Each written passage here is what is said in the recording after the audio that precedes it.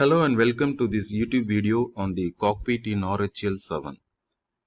So basically Cockpit is nothing but it is a web-based interface for managing the servers that are running the Red Hat Enterprise Linux version 7.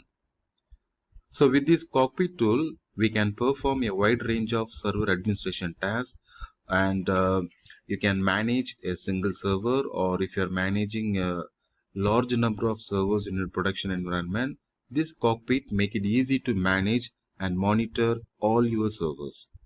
So first let us take a look at the Cockpit interface.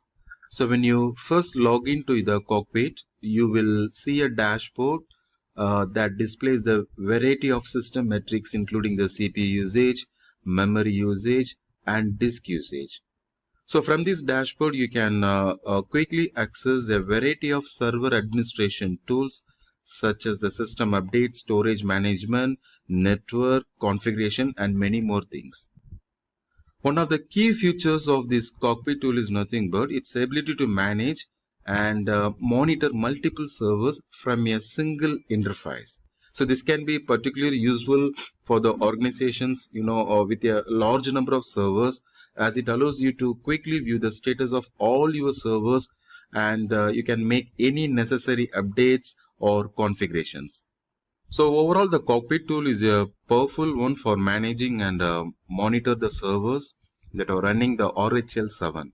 It is a user-friendly interface and the comprehensive set of features that make it an essential tool for the system admins and the IT professionals. So whether you are managing a single server or large number of servers in your production, be sure to check out the Cockpit in the RHEL7. Now let me show you how to activate the Cockpit and then how to log in to the Linux server by using the Cockpit engine.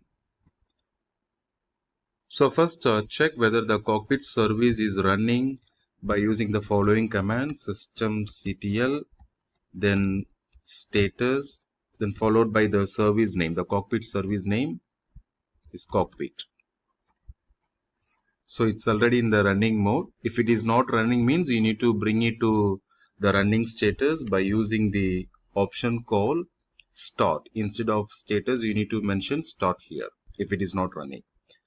The next thing you need to make sure, if you have enabled the firewall on your server, means you will need to open the Cockpit port by running the following command. So this is the command you need to use firewall -cmd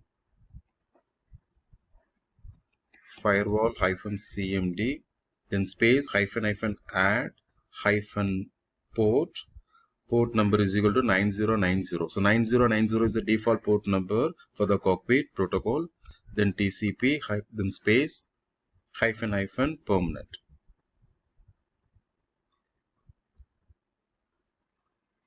That's it. So the firewall service is not running, it is showing. Let me bring the firewall to the online status. Systemctl, then start firewall D, and then run the command. It's success. Now to reload the firewall service, once again run the firewall command, firewall -cmd, then the option is -reload. So then only it will update each and every policies in the firewall configuration file. So now open the web browser on your computer. So in that browser, you need to type the IP address of your Linux server. Let me check the IP address of my Linux server by using the ifconfig command. So 205.42, this is the IP address of my Linux server. Let me open the browser and I will show you how to log in.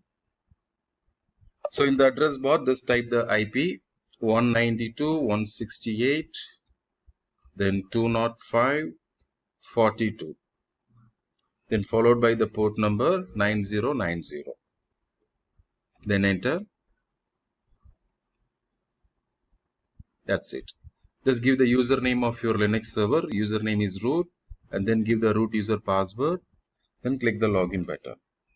So after successfully login, you will be taken to the Cockpit dashboard. So where you will see different options and different, the commands to monitor the RHEL server. So that's it. So you should now be able to access the cockpit and start managing your RHEL server through this web interface.